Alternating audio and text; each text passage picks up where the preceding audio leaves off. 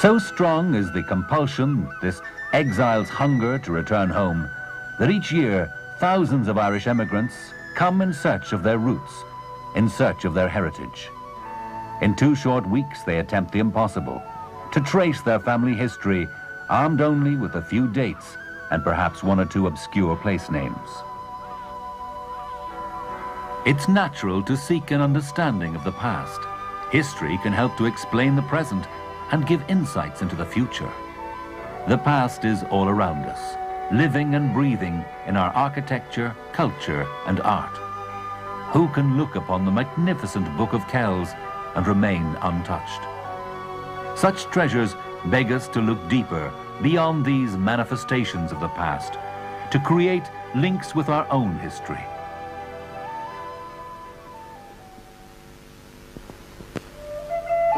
For many, this small green island represents the eternal enigma. Cloaked in a rich and complex history, the Ireland of today is inextricably linked with the Ireland of old. Here, past and present merge into a multifaceted, multicolored tapestry of life, resembling the patchwork quilt of fields that is the Irish countryside. But 11,000 years ago, the Ireland encountered by the first men to arrive here was very different. The land had just shaken off the frosty shackles of the Ice Age. The stirrings of new life appeared, and rivers flowed once again. The first Irishmen were hunters. They stalked the coastal regions in search of food. Some 2,500 years later, Neolithic cattle farmers and grain growers arrived. Working their way along the river valleys, they cut through the deep forests of oak, ash, and elder. They had found along the Antrim coast a tough, durable flint, perfect for cutting instruments. These flints became part of the very first international trade, and samples have been discovered in Cornwall and mainland Europe. These farming pioneers steadily prospered, so much so that they commissioned a series of impressive passage graves to be built throughout the country. Here in the Boyne Valley, they built a huge complex of 3 major structures at Douth, Knowth, and Newgrange.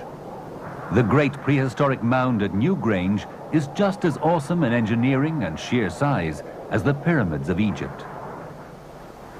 Yet, 500 years before the first stone was laid on the very first pyramid, Newgrange was the center of a society far more advanced than the Egyptians. Who built this magnificent cave in the field of the great god, or indeed for what purpose, no one knows for certain. Some say it was a pagan temple built to honor a mysterious sun god.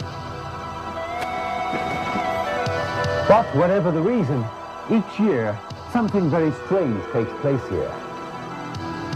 On the morning of the winter solstice at 9 a.m., sunlight begins to filter into the inner chamber through a small opening above the mound's entrance. Soon, the whole chamber is a vast basin of light. Even today, this once-a-year alignment of sun and stone remains an architectural wonder. Fir Bolg, the Billy Men, Tuatha Dé Danann, people of the goddess Dana. These early settlers were given fanciful names by the earliest writers in Ireland. Little is known of these strange peoples, except that they were most probably Celtic in origin. A mystical warrior race, the Celts journeyed to Ireland from mainland Europe in the 1,000 years before the coming of Christ. Tough, fighting men, they played as hard as they fought. Their boast was that their only fear was that the sky might fall. Julius Caesar praised the courage of the Celts and referred to their passion for burial mounds and their love of attending funerals, a tradition we now know as the Great Irish Wake.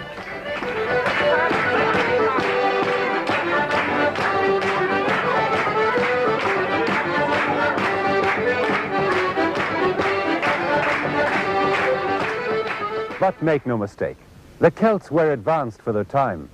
They brought to Ireland its language, an advanced social order, and a complex legal system called the Brehon Code of Laws. The Brehon Code of Laws, of course, from the word breth, meaning a judge, breth meaning judgment. It was a customary code, as you might call it. It wasn't obviously built up through acts of an assembly or parliament or anything like that. It was rather something that was handed down orally from one generation to another, and probably it was written down for the first time about the 8th century, 7th or 8th centuries. The greatest of all punishments, I suppose, for an Irishman was to be banned from his own people, because the two important elements in his life were the family, the Finne, the large family, not the small nuclear family that we talk about nowadays, and the Tua, which was, of course, the local state, as we might call it, about the size of, let's say, a quarter of an Irish county nowadays. And to be banished from one's family and one's Tua was, of course, therefore, the worst possible punishment that could occur to him. Just how sophisticated the Celts were is shown by their building expertise. They lived in raths and crannogs. Raths are dwellings made from wooden constructions bounded by earthen walls. Today, the term rath is still very much a feature of our towns and villages, with place names like Rathgar, Rathmines, and Rathnew. They also lived in crannogs, or lake dwellings, such as this reconstructed one at Craiganoan in County Clare. Built with brushwood and stone, they were artificial islands built in the shallow waters of lakes.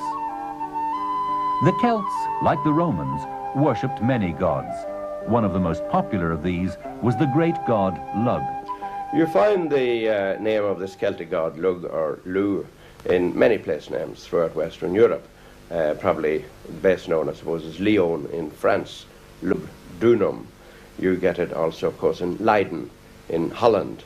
It's supposedly at the basis of Liegnitz in Silesia. Possibly it's at the basis of the old French province of Leon and the Spanish province of Leon. I think possibly London is also taken from Lugdunum, Lugdunum, and of course we have place names in Ireland associated with them, probably the best known, Louth, County Louth. In fact, the Irish word for a leprechaun, or for these little rather strange preternatural figures that one associates with certain events in Ireland, is Luke Corpon, which is supposed to incorporate the name of this prehistoric and pre-Christian Celtic god. There is no written history originating from this period apart from Ogham-stones. Thankfully, there was a great oral tradition that has left us two extraordinary epic tales easily on a par with Homer's Odyssey. The Táin Bó Cúailnge, depicted in this modern mosaic at the Setanta Centre, tells the story of the Red Branch Knights, Cuchulainn the hero and Queen Maeve of Connacht. The story goes that Setanta, a brave young warrior, set out to join the Red Branch Knights, the elite force at the court of King Conor MacNassa. To pass the 100-mile journey, he hurled a ball before him. When Setanta arrived at the royal palace, he found a fierce dog guarding the entrance. With deadly accuracy, he drove the hurley ball down the dog's throat, killing him instantly. King Conor, instead of being angry, made Setanta a knight and pronounced him Cuchulainn, or the Hound of Ulster. St. Patrick features in a later epic, the Fenian Saga. As the might of the Roman Empire began to wane, so the Irish undertook raids into Europe to take, amongst other things, slaves. It was during one such raid that a boy named Patrick was captured. Whilst tending sheep for his master Mulca, he underwent a conversion to Christianity. After many long years, he finally escaped from Slemish Mountain in North Antrim. But he vowed to return one day and convert the pagan Irish, a feat he accomplished in the year 432. Today, St. Patrick is celebrated all over the world as the patron saint of Ireland. On his day, March 17th, everyone is an honorary Irishman, and parades are held from Dublin to Detroit, from New Ross to New York, and from Sligo to Sydney.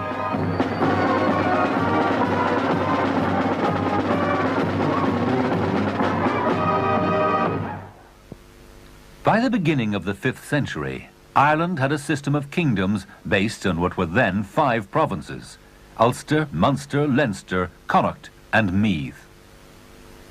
Meath is no longer a province, but it was here at Tara that the High King of all Ireland resided. Today, grassy mounds are all that remain of Royal Tara, where massive wooden buildings once housed the Fort of Kings, the Banqueting Hall, and the Fort of Synods. Around Easter time, a fire was lit here on the hill of Tara. A fire on what was, by decree, a night of darkness everywhere. St. Patrick resolved to go to the nearby hill of Slane, where he lit an Easter fire in breach of the king's decree. Patrick's fire burned brightly into the night, clearly visible from Tara across the plain. The king was outraged. His warriors rode out to arrest Patrick and his followers. But the young Patrick made such an impression on the king that he agreed to have all his subjects converted to Christianity, though declining for himself the offer of salvation. St. Patrick's adventures, as told by the storytellers of old, may or may not be true. But he did establish churches, notably at Saul in County Down, Armagh and Cashel. He also went to Connaught, and it was here at Croagh-Patrick that he was supposed to have fasted for 40 days and 40 nights. It's been a place of pilgrimage ever since. Along this route, the Abbey of Ballintubber welcomed the road-weary pilgrim, providing spiritual and bodily sustenance. The Irish took enthusiastically to Christianity, and with it came a huge self-confidence generated by the excitement of change and discovery. They founded monasteries in the most remote of places, such as here in the Skelligs. This was the Ireland of saints and scholars. As the English art historian Kenneth Clark put it, Western civilization would have perished but for the fact that learning and study was kept alive in places like the Skelligs. Abbeys such as Clonmacnoise and Bangor became great centres of learning. Thousands flocked here from the continent, fleeing from a Europe laid to ruin by barbarian invasion. At the same time, Ireland was sending her sons abroad to preach Christianity.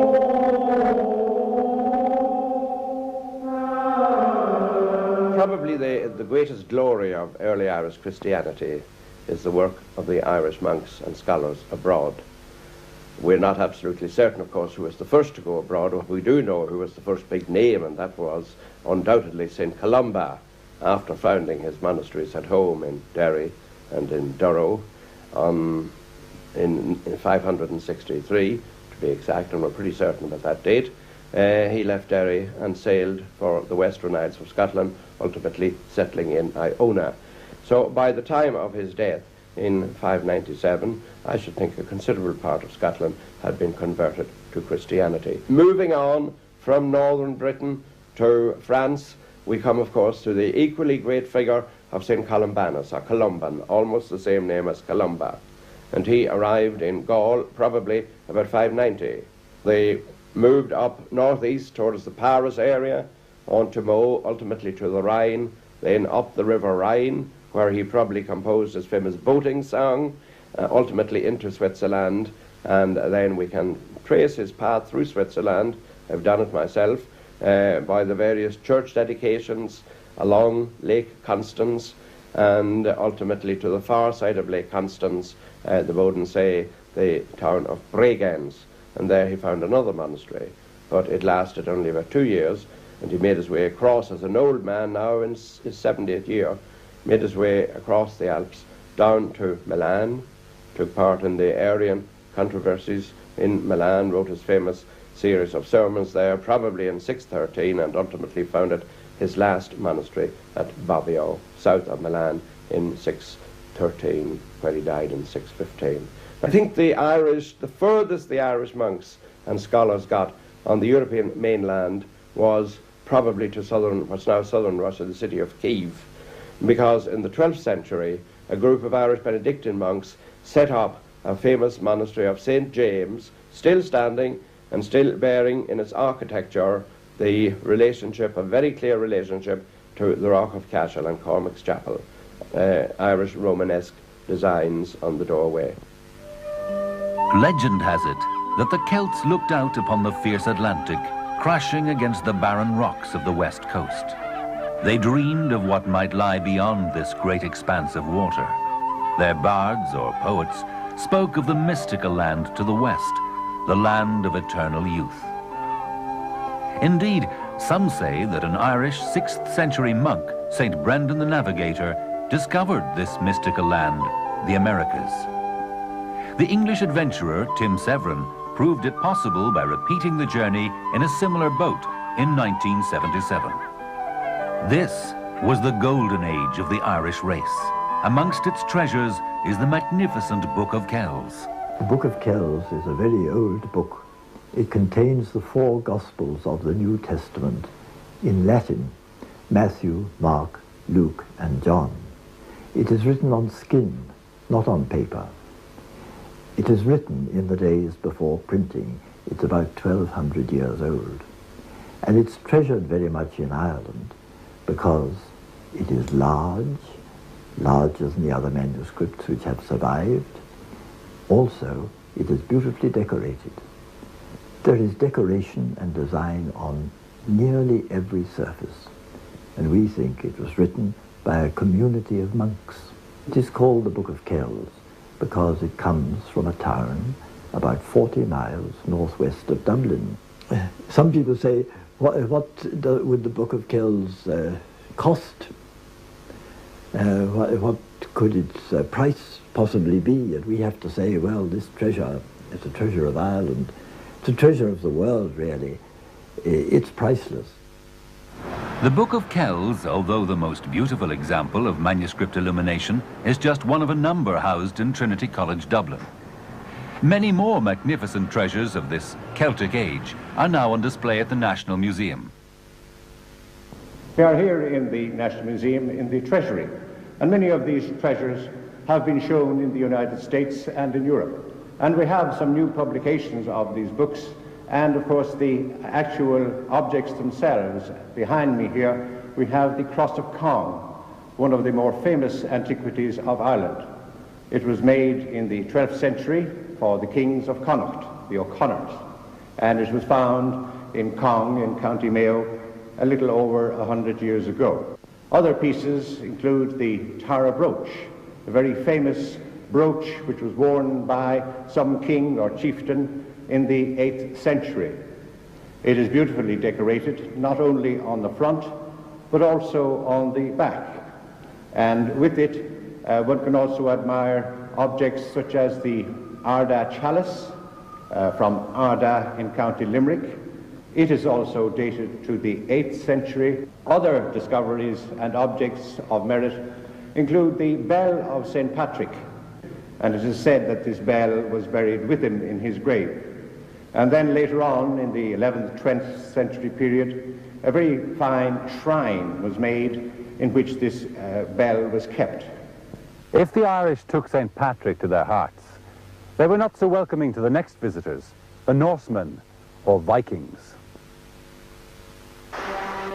The Vikings crossed the North Sea from Scandinavia in 795 AD. They had one motive: to plunder the rich monasteries and castles of Ireland.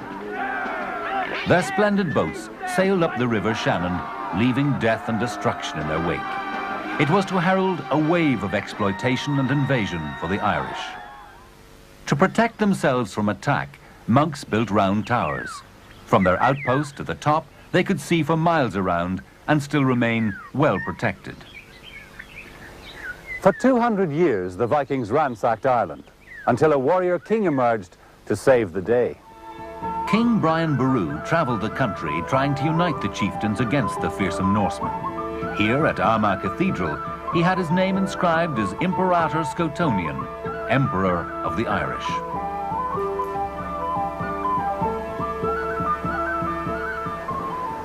At the grand old age of 72, Brian Boru led an attack on the Viking settlement here in Clontarf, on the north shore of Dublin Bay.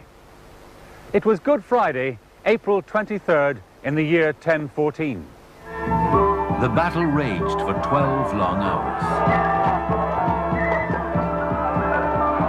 And at its end, the victor, Brian Boru, lay slain. His body was carried the 70 miles to Armagh in mournful procession. The reign of the Vikings was well and truly over. But with Brian and his immediate heirs dead, the High Kingship was once again up for grabs, and Ireland without a leader was vulnerable to invasion.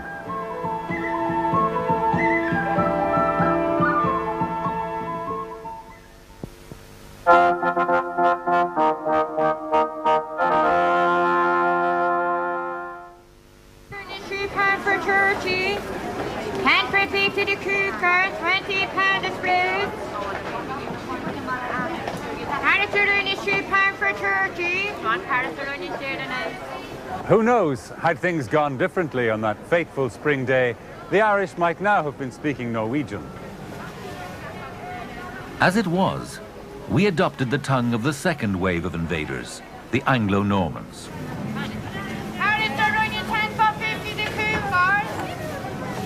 In 1169, the King of Leinster, Dermot MacMurrough, eloped with Derver Gilla. Now, unfortunately, Derver Gilla was the wife of Tiernan O'Rourke, a close ally of Rory O'Connor, High King of Ireland. Fearing his life, Dermot fled to seek aid from the Normans. Their king, Henry II, dispatched a group of Norman knights from Wales to Ireland. Militarily, these Norman invaders were much better equipped than the Irish, who were, in any event, divided amongst themselves. Meeting little resistance, they rapidly established bridgeheads throughout the country. One of the more famous or infamous of these knights was Strongbow. Not only did he conquer Waterford, he also married Dermot MacMurrough's daughter at this tower built by Reginald the Dane. Indeed, such was the power of these Norman knights that King Henry himself came to Ireland to ensure their continued allegiance. At the time, it must have seemed like a very low-key affair.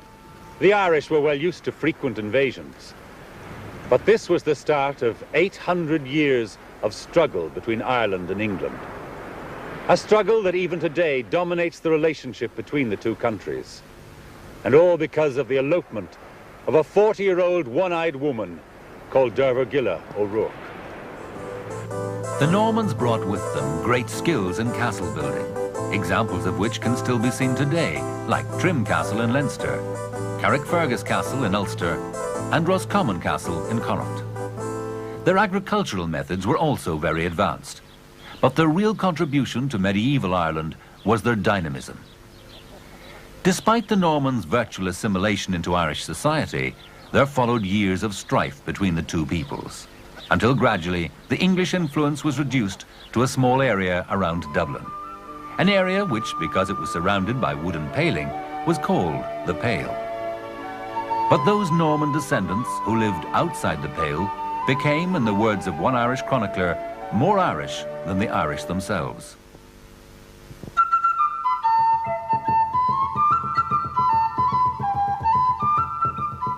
So it was that the English confined themselves to the relative safety of the Pale, afraid to venture out into the wilderness that lay beyond. For these proud Celtic chieftains, with their strange dress and their rough and tumble ways, were to the Britons nothing short of barbarian. But all was to change with the succession of Elizabeth I to the throne of England in 1558. The Irish had not taken kindly to the attempts of her father, King Henry VIII, to impose his reformed religion on them. For her part, Elizabeth wanted to finally bring the Irish chieftains to their knees. Perhaps she was influenced by the fact that her mother, Anne Boleyn, was of the old Norman family of Butler. They were the Earls of Ormond in the Tipperary-Kilkenny region. One of the first victims of Elizabeth's scorched earth policy was the Earl of Desmond. Like a fragile house of cards, chieftain after chieftain fell, but not so in the north of the country. There, the great challenge to the English power came in the formidable figure of Hugh O'Neill, Earl of Tyrone. Joined by Red Hugh O'Donnell, chieftain of Tyrconnell, now called Donegal, he rebelled against the crown. Together, they gained control over much of Ireland, inflicting large casualties on the English. Eventually, though, the might of Elizabeth's armies fell upon them, and they were defeated here at Kinsale at Christmas 1600. Within 7 years, the Earls of Tyrone and Tyrconnell had fled to the continent. The flight of the Earls left Ireland conquered and leaderless.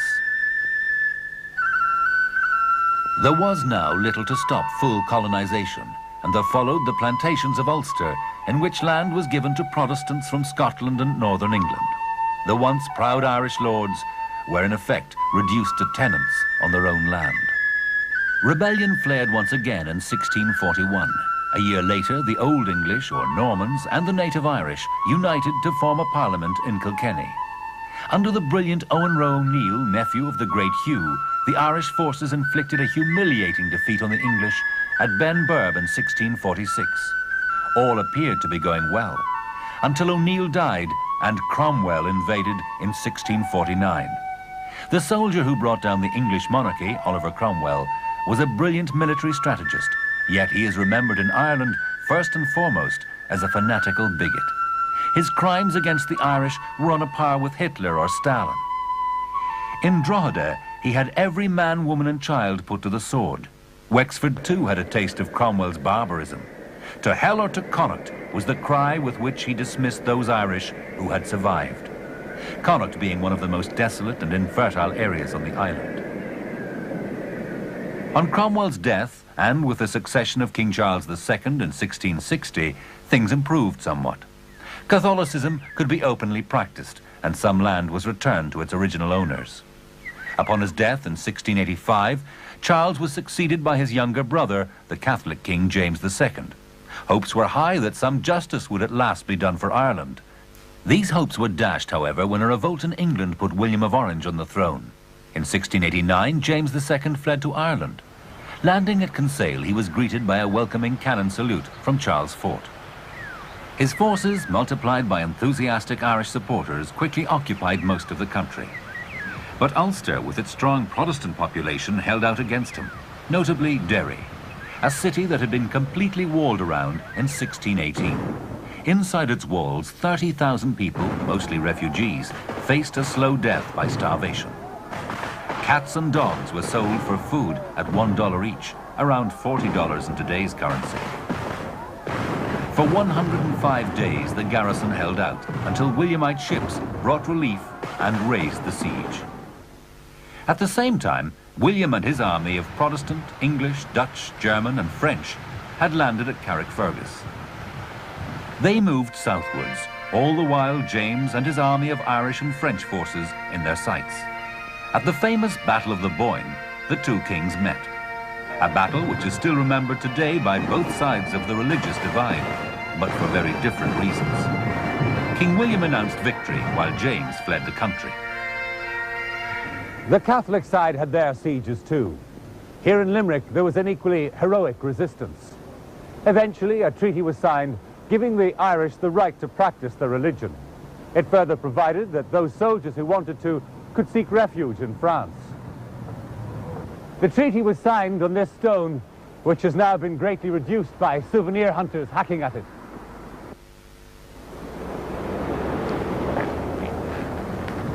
The treaty was, however, broken by the English, as one poet put it, ere the ink with which it were writ could dry. To this day, Limerick is known as the city of the broken treaty. In the aftermath of the 1691 treaty, 14,000 Irish sailed out to France to become the nucleus of what became known as the Wild Geese. For 100 years, until the time of the French Revolution, these and others who followed them were to be rewarded for their valor. On far foreign fields from Dunkirk to Belgrade lie the soldiers and chiefs of the Irish Brigade.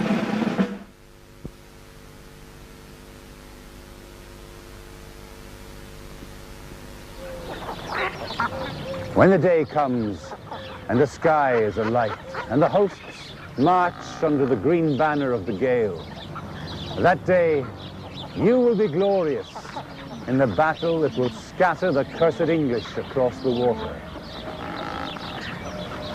The 18th century was a potpourri of land dispossession, bloody rebellion and constitutional change for the Irish.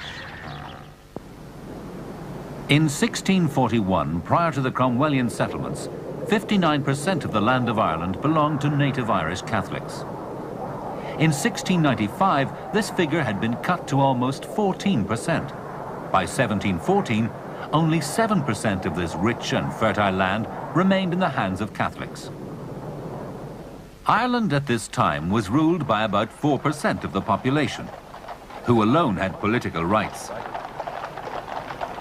This elite group, dubbed the Protestant Ascendancy, poured money into cities for refurbishment. It is to them that we owe such magnificent buildings as the Forecourts and the GPO. The Duke of Leinster, for instance, decided that Dublin was too crowded. So he had Leinster House built outside what was then the city limits. He wrote to his mother, "Leinster House does not inspire the brightest of ideas. However, the present occupants may not agree. They are our own parliamentarians." Dublin may have been a great cosmopolitan centre, but a cloud of bigotry and poverty hung over the country. The penal laws passed in 1704 and 1709 effectively meant that the native Catholic Irish had no rights. They couldn't own property, take up a profession, or practice their religion. The Irish Parliament, which at this time was exclusively made up of Protestants of the Church of Ireland, enacted these laws. They were scarcely less severe on those non-conformist Protestants who were Presbyterians or Methodists. So began the emigration of those persecuted for their religious beliefs.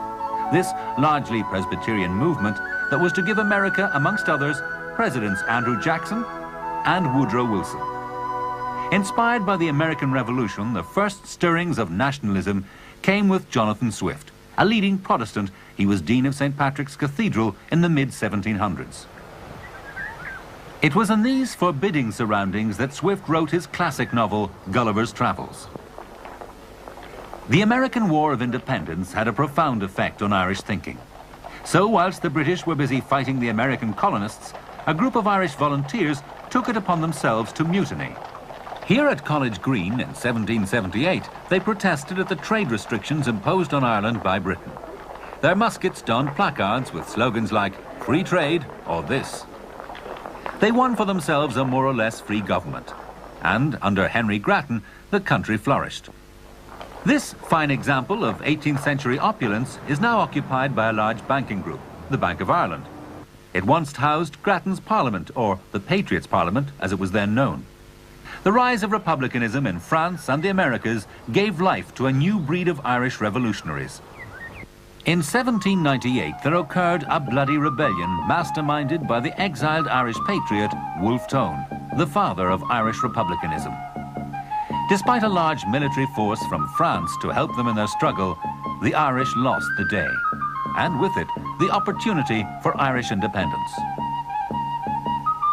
What became known as the Year of the French was a year of tragedy for Ireland. The English decided that the Protestant Parliament should be suppressed. The Act of Union between Ireland and England took place in 1800. Irish members of Parliament now had to travel to Westminster to put their case. But just when the country seemed most broken, there arose the remarkable Daniel O'Connell. His first aim was to secure Catholic emancipation, and he could only do this by presenting his case at Westminster. Until O'Connell, the peasantry had voted as their landlords had directed them. Yet such was his charisma that he persuaded them to vote for him, despite threats of eviction. His election in 1826 forced Britain to rethink, and emancipation was granted in 1829. So great was O'Connell's reputation throughout Europe that when the Belgians were electing their king, many voted for Daniel O'Connell. O'Connell, in his attempts to repeal the Act of Union, held a rally here on the Hill of Tara. But although more than 500,000 Irish people attended, the English were not influenced, and the Act of Union remained. The failure of this movement was no doubt compounded by the Great Famine of the 1840s. Year after year, the potato crops failed, and the corn was taken in lieu of rent. At its end, 1 million Irish had starved to death. Visitors wrote of the horror they encountered. "I saw sights that will never wholly leave the eyes that beheld them. Cowering wretches almost naked in savage weather. Little children, their faces bloated yet wrinkled with a pinkish hue, who would never, it was plain, grow up to be men and women." Yet another million emigrated to the United States. They brought with them the bitter memories of English rule, memories which were to influence American history for years to come. Among those who emigrated were the Kennedys and Fitzgeralds, forebears of John Fitzgerald Kennedy. Largely Catholic, these emigrants brought with them their religion and ideals, most notably their great sense of family and heritage. The famine, however, did not kill republicanism. A new organization, the Fenians, was founded simultaneously in New York and Dublin by James Stephens and John O'Mahony. 1867 was the year of the Fenian Rebellion in Ireland. The American branch also attempted to invade Canada from their base across the border. Both failed. But the flame of republicanism, which had been lit by Tone and carried by the Fenians, was to be rekindled 60 years later in the Rising of 1916.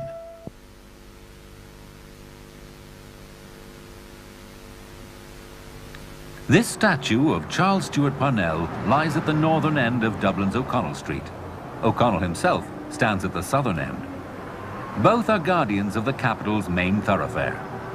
And both practiced the same brand of politics, an end to the Act of Union by constitutional means, in contrast to the armed rebellion advocated by followers of Tone. Parnell was born here in the comfortable surroundings of Avondale House in County Wicklow in 1846. An ambitious young man, he was elected to Parliament in 1875 as the member for Meath. Within 4 years, he became known as the uncrowned King of Ireland. 10 years later, he was dead. His untimely death came in 1891 in the aftermath of a torrid sex scandal. He was named by Captain O'Shea, husband of his longtime love Kitty O'Shea, as correspondent in divorce proceedings. In his short reign, Parnell had managed to change the course of Irish history. Not since O'Connell had Home Rule or a separate Irish Parliament seemed possible. Along with Michael Davitt, the father of the Land League, he had succeeded in breaking the power of the landlords in Ireland. One such landlord, by the name of Captain Charles Boycott, dared to defy the League when he continued to evict tenant farmers for non-payment of rent. Consequently, he was ostracized by the community, thus giving the English language a new word, boycott. During this period, a new Irish identity emerged. Douglas Hyde founded the Gaelic League in 1893, dedicated to the preservation of the Irish language. And the Gaelic Athletic Association was founded here in Hayes Hotel, Thurles, County Tipperary, to restore national games such as hurling.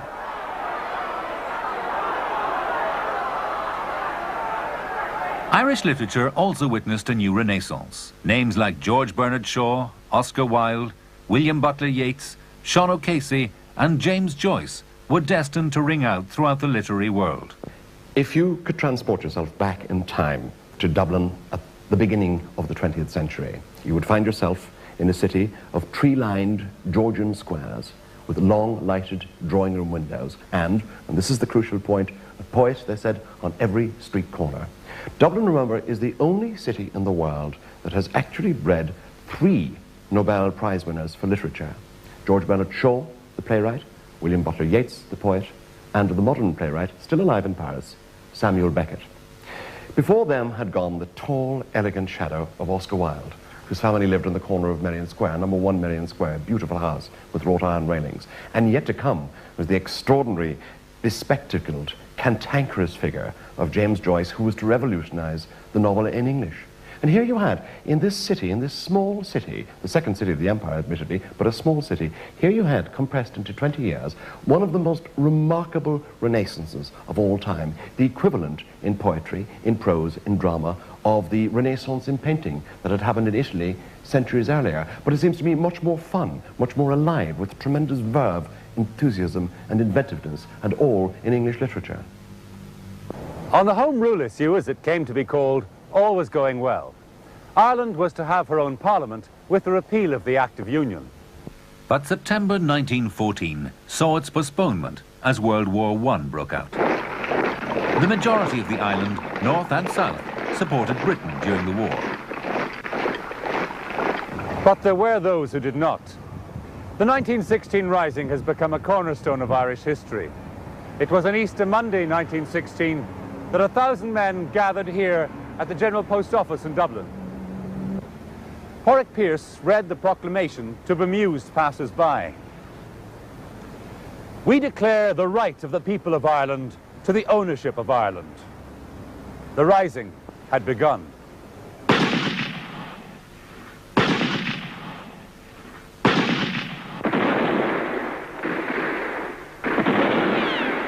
After a week of bloody fighting in the streets of Dublin, the rising was over, put down by the might of the British Army.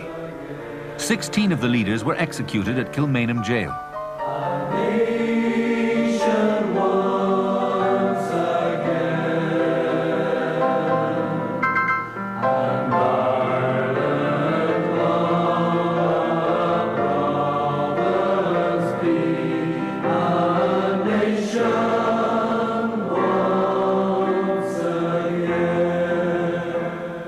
The mood of the country turned, and thousands flocked to join the cause of an independent Ireland. A 4-year struggle commenced in which the British tried to quash the revolt using the notorious Black and Tans, so called because their khaki jackets and black trousers resembled the markings of the famous pack of Limerick hounds. The rebels, in the form of the Irish Republican Army, or IRA, led by Michael Collins and Eamon de Valera, developed what was then a new tactic: guerrilla warfare. After the general election of 1919, those Republicans who had been elected chose to stay in Ireland. They established here the first Parliament, or Dáil, since Grattan's Parliament.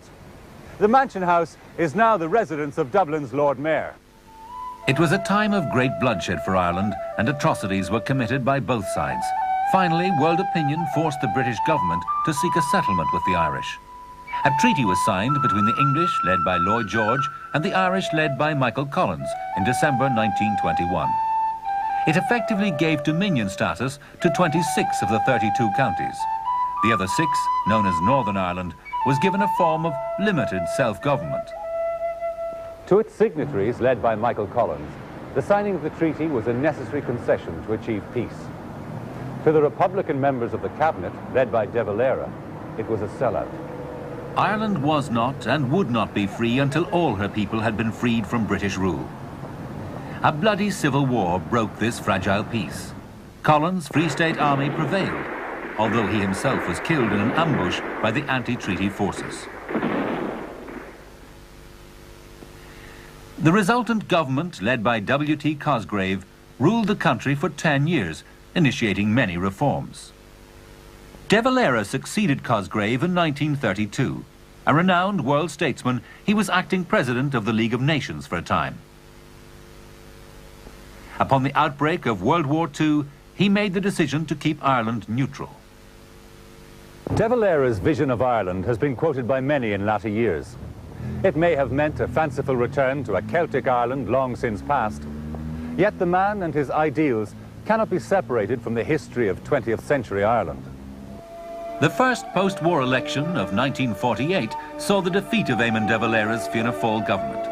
In its place came the inter-party government led by John A. Costello.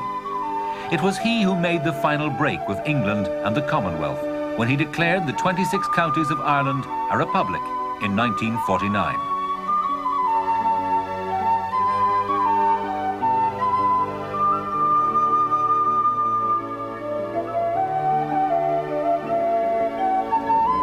So was born the modern, free and independent state of the Republic of Ireland.